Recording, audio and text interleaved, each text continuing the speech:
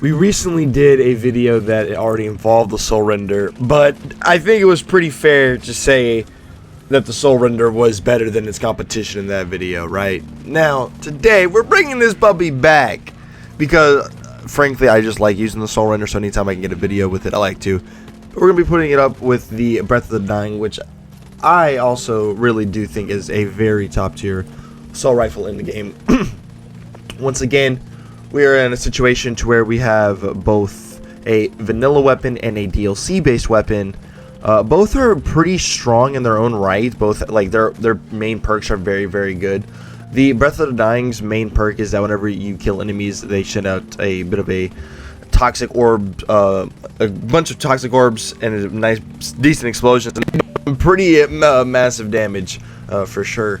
Obviously, the Soulrender being that it shoots skulls because it is the skull rifle itself in the flesh. You know, it's built for it. It's very, very powerful. Love this thing. There's a reason why we're using it again here.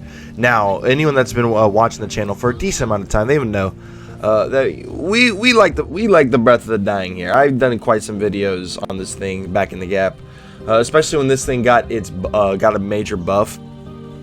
I want to say around August, they had a pretty massive buff, and the thing has been pretty strong basically ever since. It's been very, very good, very solid, and puts in that work, as you already can see. Now, if you are going to want to farm for these weapons, the Soulrender definitely has an easier farming spot for me, in my opinion, over at Tom and Sam and the Heart's Desire. Very easy, as you literally don't have to do any resetting of the game. You literally just fast travel, just easy rinse and repeat farming those guys. And then for the Breath of the Dying, you do have to go farm Lightning Banshee over the Desolation's Edge, although it is also a world drop, so keep that in mind. You know, a lot of these weapons, especially like vanilla-based weapons, they do have pretty like dedicated farming spots, and sometimes world drops are just kind of a better way to go. Now, regardless, these two assault rifles are definitely very top tier. I've probably used both of these about the same amount. And overall, dude, they're pretty close. For me, I really like to use the Breath of the Dying in just about any situation, especially whenever I'm mobbing. It's very satisfying to watch the corrosive orbs completely just explode an entire group of enemies just casually. And especially if you have like a URAD variant of it, it can be very, very, very good as well.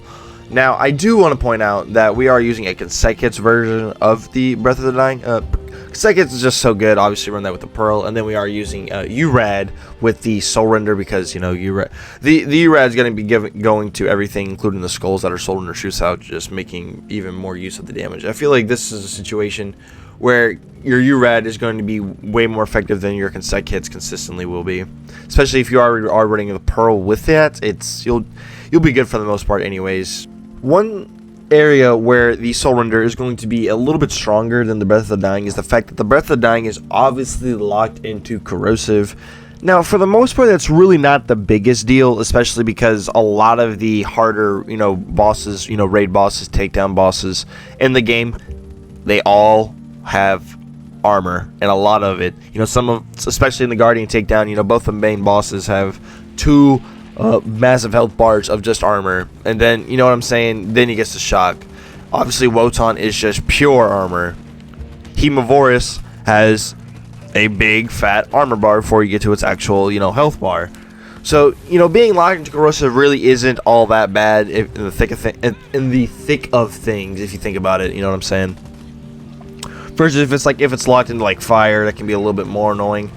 The reason why I like fire weapons, the only thing is that whenever they get locked into fire, it's kind of, I play MOs a lot, so having them locked into fire, I lose an extra element that I could have, you know what I'm saying?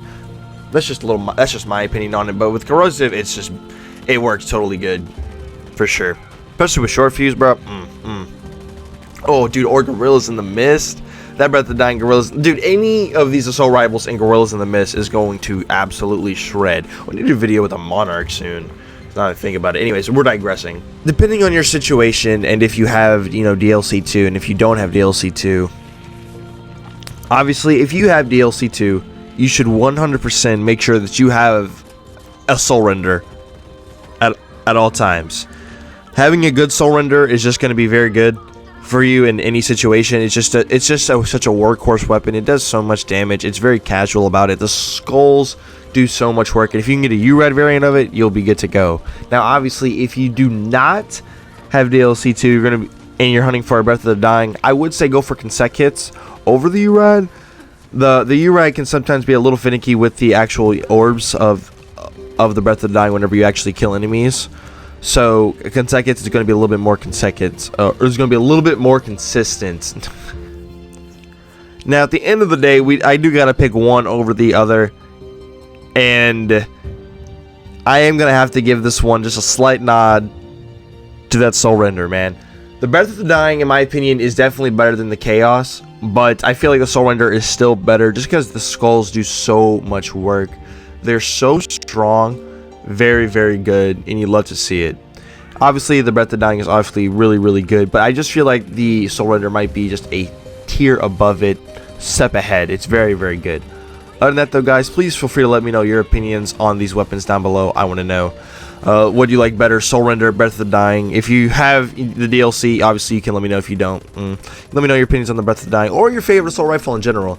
Other than that, though, guys, that is going to just about wrap up the video. Hope y'all enjoyed. If y'all did enjoy the video, please make sure to subscribe as we're on the road to 10,000 subscribers. Trying to hit that by the end of the year. And yeah, with all this stuff being said, hope y'all enjoyed. My name's Kree, and we'll see y'all in the next one. Peace out, everybody.